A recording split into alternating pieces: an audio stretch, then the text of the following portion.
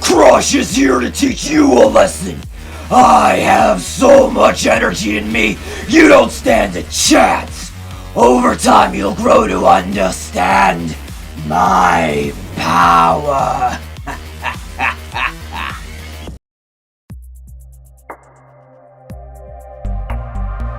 So let's look at the forms of energy we saw in my intro. Professor Crush sure is full of energy, and the energy stored in his body is chemical energy in the form of ATP.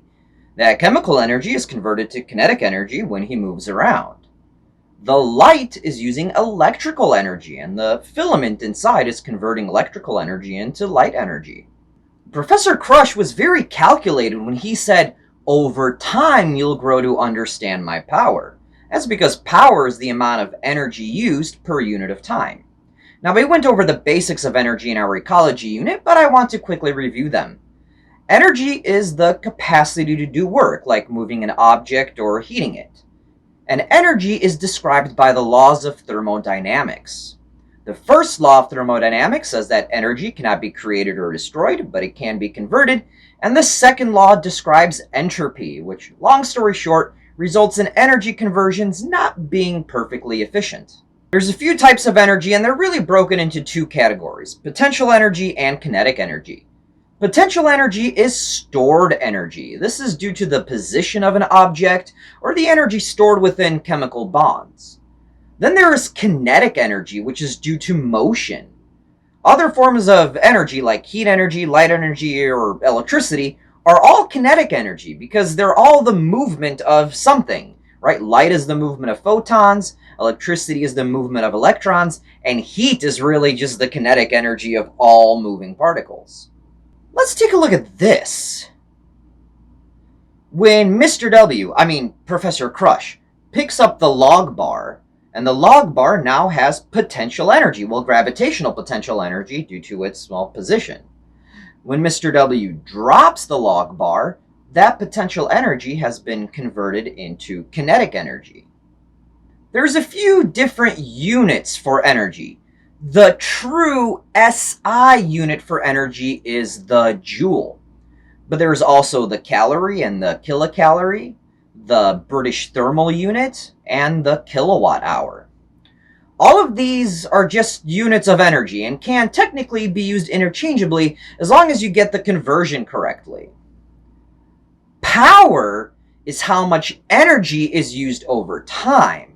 The unit for power we use is the watt, which is equal to 1 joule per second. Though that's a very small number, so we generally see kilowatt, which is 1,000 watts.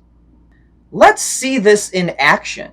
A joule, the most common unit of energy, is actually force times distance. 1 joule is equal to 1 newton of force being moved 1 meter. Now, newton is a unit for force. The log bar Mr. W picks up has a gravitational force of 668 newtons, and Mr. W raised it by 2 meters. So that's 1,336 joules of energy required to do that motion. Whether I pick it up slowly or quickly, it takes 1,336 joules of energy. Now, how fast that energy is used, however, how fast the bar moves, would be, a reference in power. We use watts to measure power, which is how many joules are used per some unit of time. It took Mr. W 5.5 seconds to lift the bar, so the power used was about 243 watts. I want to go back to this idea of the kilowatt hour, though. It's a unit of energy, not of power. And because you're taking a unit of power, the watt, and multiplying it by a unit of time, those units cancel out and you're left with only a unit for energy.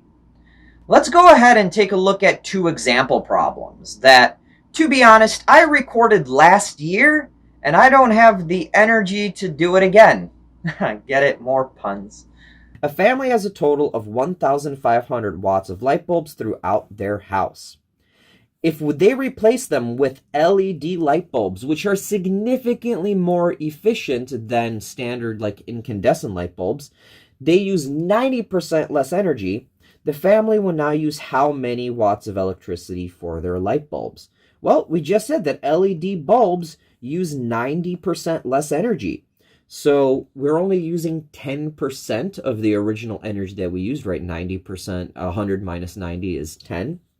So here we've got 1,500 watts. And we just need to find 10% of that, right? Because that's 10% of the energy. So they would be using 150 watts of electricity to power all their light bulbs. That is a massive improvement in efficiency. Now let's look at space heaters. Space heaters are very energy inefficient. They actually use a lot of energy to create heat. So a space heater operates at 1,500 watts. If it is used for 10 hours each day for 1 week, and the cost of electricity is 20 cents per kilowatt hour, it will cost how much to operate the heater for a week. So first we need to figure out how many kilowatt hours of electricity this thing actually utilizes. So we've got something that is 1,500 watts, and it is operating for 10 hours. So we are using a total of 15,000 watt hours, which we can just divide by 1,000 to get 15 kilowatt hours. So that's how much power this thing takes up.